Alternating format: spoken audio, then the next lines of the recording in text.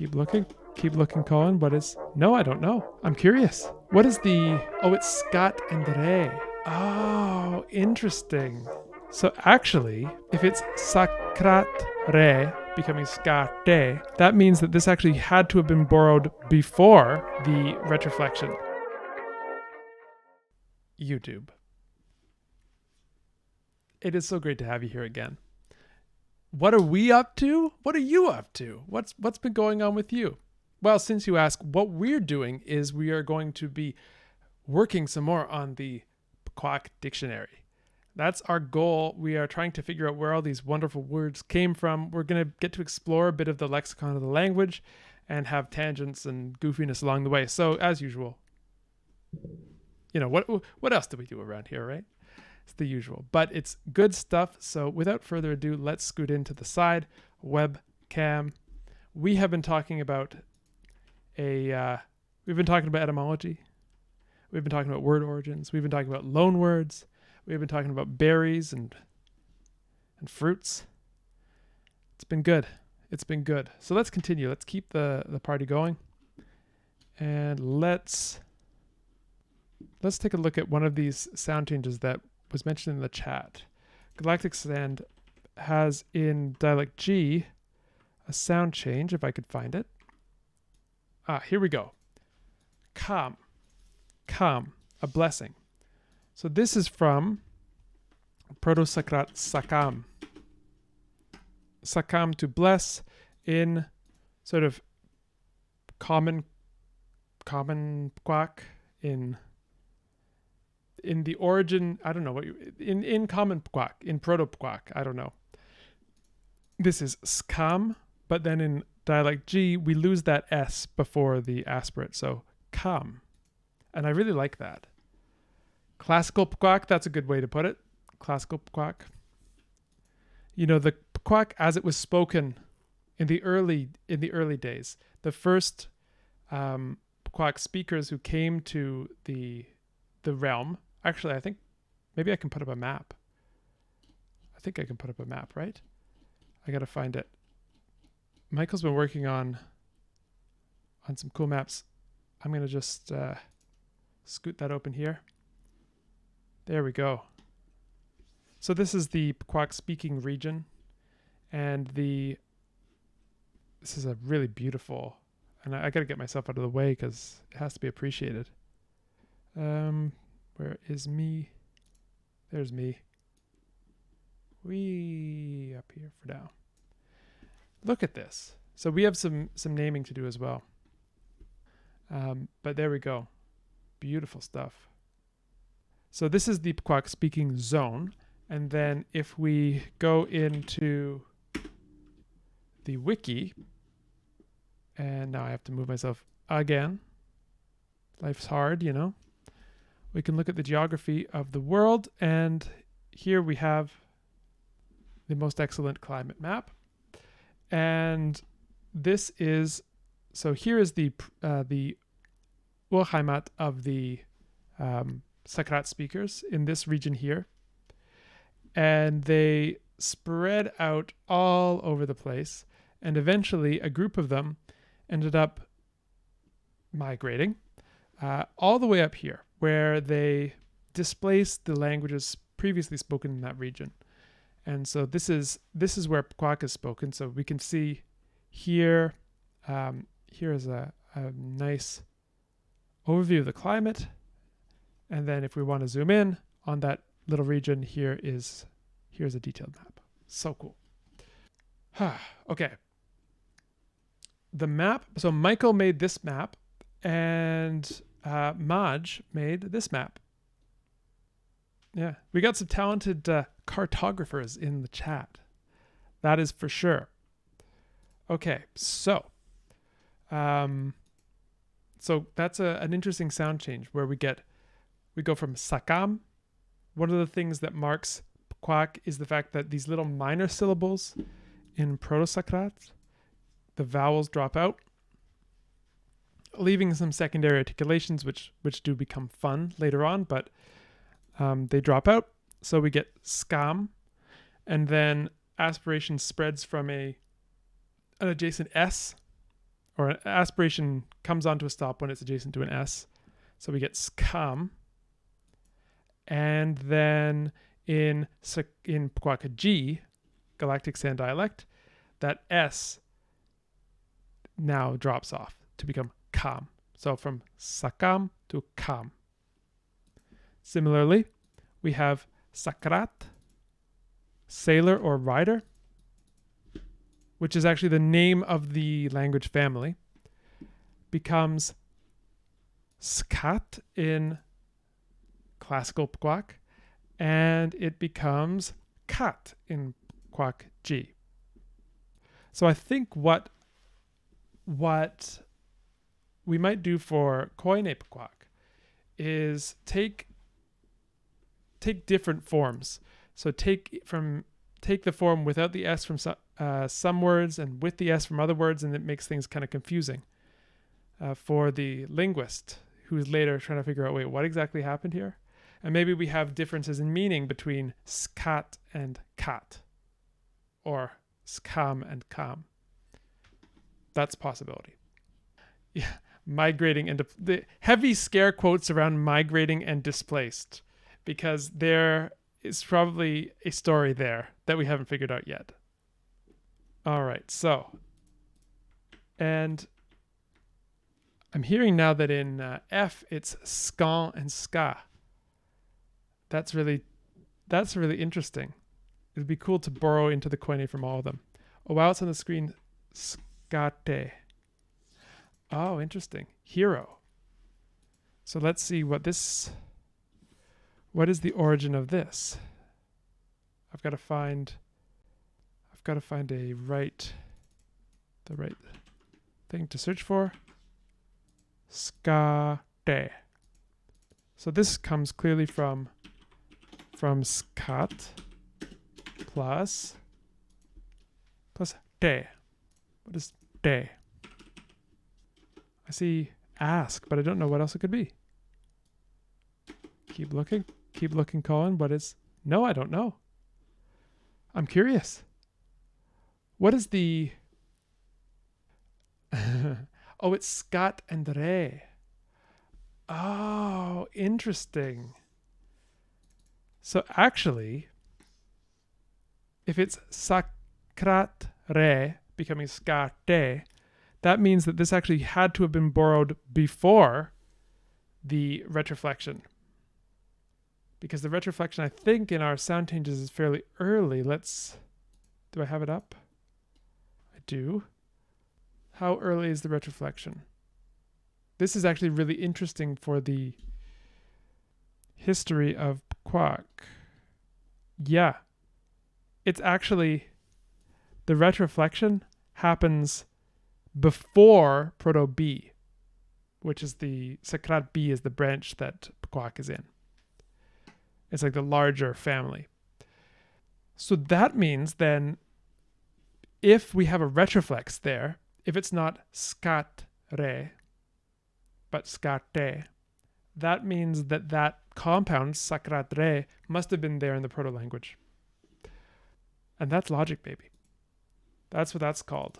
All right, so then we have a proto-sakrat, proto-re, and this is something like sailor plus sun. Wow. Wow. That's really cool. Sunrider. Duan Trun. Oh, for those of you who haven't heard the story of Duan Trun, we're going to have to actually write it and recite it one day. The Epic of Duan Trun. Oh. What language did we have our Duan Trun poetry in? No, that's a call. We did have some... We had some Duan Trun poetry, I remember. I'm trying to find it, but I can't find it. Forget about it. Was it me? You know what? This is not interesting TV. Let's move on. Let's go back to the lexicon and let's continue. Oh, it was Kranzlor. Yes, it was Kranzlor.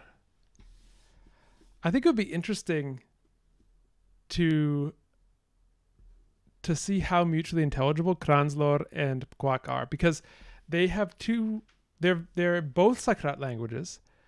I'll just full screen with this webcam. They're both Sakrat languages, and they have something in common, which is that they're heavily influenced by a very different language family. They are the kind of colonial Sakrat languages, and that there was migration and a certain amount of displacement, depending on. There's less so in the case of Kranzlor, because the Kalv-speaking peoples. I love how I'm just saying this like it's a real, but it is real. It is real. It's part of the Bediverse. It's the speakers of the languages indigenous to the continent, and I get the geography out here. Go back over here. So we have. This is an area in which the language Linguistic is spoken, and Kranzlor speakers came from this continent. It's a different Sakrat language. Came from, I forget exactly where on this continent, but they came over, and especially in these islands, I believe you get a lot of Kranzlor being spoken. It becomes a prestigious language in this area, and then that prestige recedes. So unlike the Pkwak language where the displacement was total or near total, but there's more influence of the substrate languages on Pkwak. So I would be curious to see what a year zero before the present speaker of Kranzlor would be able to say to a speaker of Pkwak, and vice versa. That would be really cool to learn about. Right. Okay. Back to this. All right, so let's take a look at dialect M a little bit now. Oh, here's something really interesting. Skaten, sutmen. Who? So this, I'm assuming, comes from skat, rider, sailor, or whatever, plus this N suffix. And I'm guessing this N is related to the men here, which is our WH, if I believe, if I remember correctly. Yes, men. So this is clearly from suit plus men, rider plus W, or person plus WH. So which person? Who? And here we have skat plus. And I'm curious why we lose the M in skaten, but not in sutmen, given that they're in the same environment. That'd be something interesting to come up with a story for. Skaten. Oh, I really like that. Skaten. That's cool. All right. Let's see if we can find some more interesting things. Oh, this is interesting. So we have the suffix "ow," which is an adjectival suffix. So gdyun plus "ow" is white plus adjective. There we go. No. There we go. So we see lots of these adjective forming suffixes, and I think that this "ow" should come from pre-Pkwak, if that hasn't already been decided by whoever created this. Oh, skaten is borrowed. Okay, we got to go back down there and note this. Skaten. So this is, I'm just going to put in here borrowing, oops, wrong column. Skaten from dialect S. That's really cool. Okay, so I think let's call it that the first word in the Koine, if we're already having a borrowing from one dialect to another, I think that form is a good candidate for the Koine. So skaten. Although one thing that I wonder, given that the Koine has to be pronounceable by everyone, and in G we lose these S's before stops. S's before stops are kind of, in many languages you are allowed to have an S. So the way that syllable structure works is generally you have rising sonority from the edges of the syllable to the peak of the syllable. But you have what's it called? You have these exceptions, and S is one exception that you often see. So S can just glom onto the edge of a syllable, even if it comes before the sonority, even if it would cause a strange sonority curve. So, usually you have things like, I'll use plaint as an example. So you have a stop, which is very low sonority, then a liquid, then a vowel, and then an off glide of that diphthong, then a nasal, and then another stop. Right, plaint, like in complaint, that syllable. But you can also get S on the outside of syllables in English, and that actually S is more sonorous than a stop because it's a fricative. And fricatives are generally more sonorous than stops. But, friends, S is allowed. So, this is not true in all languages. One language that many of you may be familiar with that has a different syllable structure is Spanish, where S is not allowed to be hanging out on the edge of a syllable like that, typically. So you get an epenthetic vowel, or a prosthetic vowel, technically, e, that goes on the front and makes the valid syllable structure. So this happened in the history of Latin going into many of the Romance languages. So scola, escuela, that's a good example. And maybe in that one dialect of Pkwak, we have that. So we have this prosthetic vowel that sneaks in when they try to pronounce the S initial forms from other dialects. Having lost, let's go back over here, having lost the S here, maybe the phonological grammar of G actually now forbids S there. So when a word from another dialect comes in, it gets loaned as something like iskam. That would be kind of cool. Right. Yep. And Saughton's got... Yeah, Saughton brings up the strident distinction, which is relevant there. Okay, so then I think what we could do is for the Koine have it incorporate that feature of the phonology. So we could loan kat and iskat, kam and iskam, and maybe they mean different things. That's the thought there. Okay. So given that, iskaten, that could be a Koine form, iskaten, because it's pronunciation friendly to all Pkwak speakers. And it means who. Hey, how about that? We got our first word in the Koine. So I think for most of the Koine forms, we're able to take things relatively easily. If there's a complete agreement on what something means, then that obviously goes in. It's only when there are differences that we want to have to make decisions. Grendel, French is a good example, but for French that restriction is no longer synchronically active in the grammar.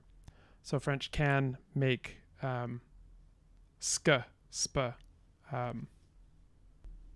onsets of syllables, but for Spanish, it's largely. You never want to just make a complete categorical pronouncement, but it's largely still active, that rule in the synchronic grammar, which happens when you see it when words are loaned into Spanish that have that sp, st, sk onset, and then they get borrowed as s, e, like esp, est, esp, that kind of thing. So yeah, it's true for French historically, but not currently. And it's also obscured by the fact that those coda S's were lost. So école, not escole in French. But anyway, that's kind of neither here nor there. The first Koine word, iskaten. Okay, now let's show off some more varieties.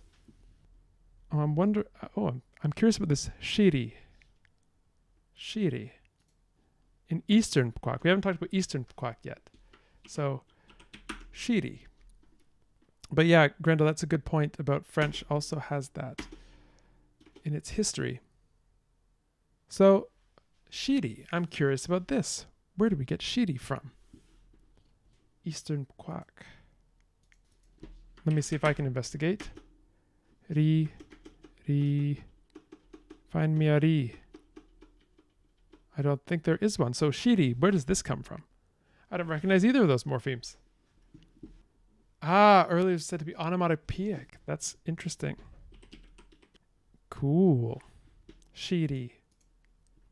I wonder if we have some kind of ideophonic shiri, shuru, that kind of thing. Like shiri, cold, shuru, really cold. I don't know. All right. Oh, Max, you're doing a similar thing. So why don't we borrow that into the Koine then? Because I don't see any. Do we have any other cold? Shiri.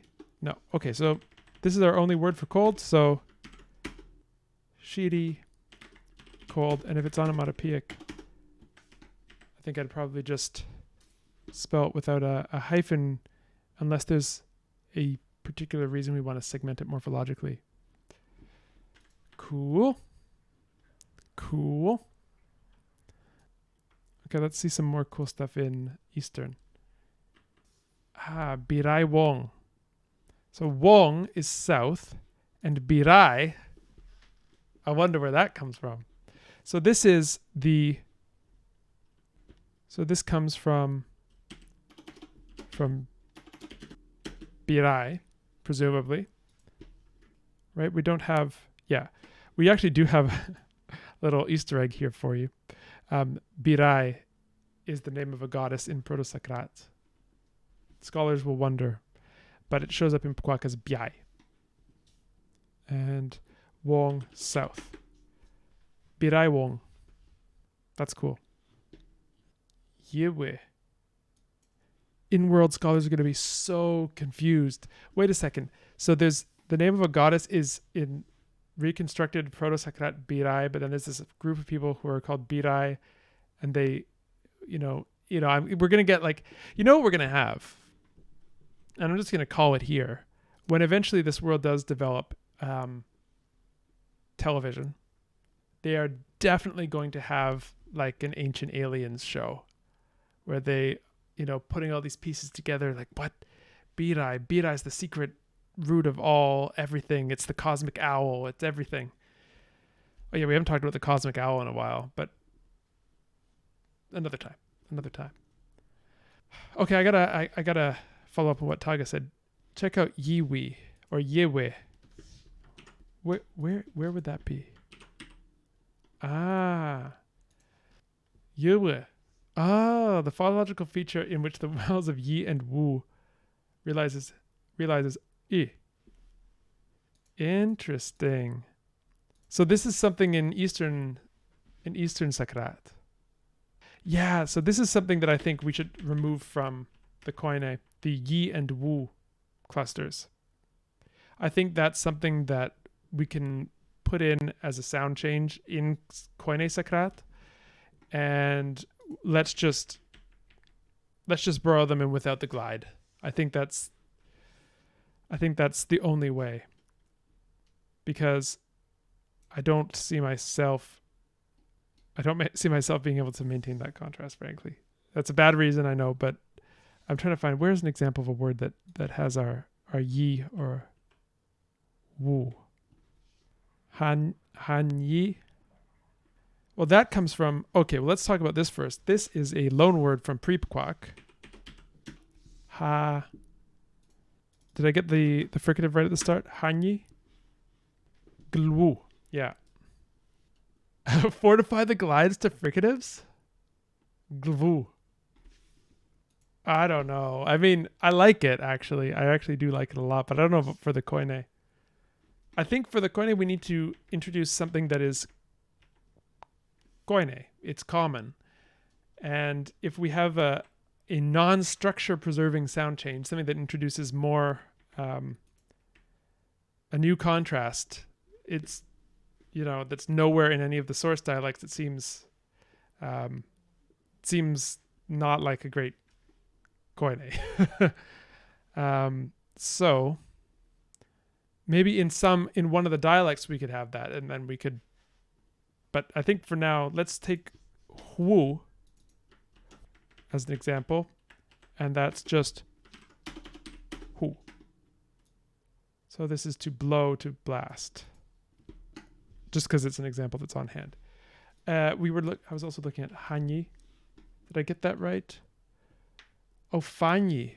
Oh, interesting. So this is wheat, and this can be borrowed into the Koine as hani. Oh, in Q dialect, H to F before U and W. Interesting. Interesting. Okay. All right, I see a request in here from Michael to go to the bottom of the document so we can work out the pronoun system for the Koine. Okay, let's do that. If we do nothing else, let's do that. Let's get down all the way to the bottom. The pronoun system. Okay, I think I'm going to need to make this a bit bigger. There we go. I'm not the one getting rid of the palatal nasal. Pkwak gets rid of it. You know, in the immortal words of Shaggy, it wasn't me. All right, so yeah, let's get the. Okay, so I think I need to figure out a way of doing this. I'm going to hide some columns because I think we only have a few varieties that have pronouns marked, filled out. So just going to hide these temporarily. And I'm going to make these a bit smaller temporarily so I can see them all out of the way. And why don't I hide? Oh, no, I did it wrong. Friends. How do I get rid of this? Okay, that's what I wanted to do. And now I've lost everything. Where? Okay, don't look at me do this. This is not my best. This is not my best work. So how do we get all of these on screen at once? That's the question. And still have it be a font size that you can see. Right. Okay, there we go. That's all 4 varieties that have a pronoun system. Let's keep going. And let's make sure that everything gets... there we go. I don't know who told you I could use the computer. The computer... No. All right, so ha, form approved. Ha, first person singular. We can put this first person singular. Okay. Shan, first person inclusive. First person plural inclusive. Then we have han, han, han, ha, first person exclusive. So we're going to go with han. Good. We're going to do majority rules, I think, for most of these. So it may or may not end up being interesting. Ga, second person singular. Gan, second person plural. Ma. Okay, so I think we should adopt the animacy distinction. So, oh, sorry, that's not ma, that's na. So this is more or less it. Third singular, inanimate. Ya. Third singular, animate. Yan. Third plural, animate. And nok, third person plural, wait a second. Let's make this third person plural inanimate, like Jack did. Okay. So this is actually not the same as any one system. It's very close to Jack's dialect, but instead of having ha here, it has han. And it's very close to Maj's dialect, although it also has nok for the third plural inanimate. So that's kind of cool. Oh, it's a typo? Well, I thought it was more. I thought there was something going on there, but I'll just add it. Okay, so it basically is Jack's variety. Oh, that was loud. Good. Okay. Well, let's leave it at that for now for this segment. I think that's good.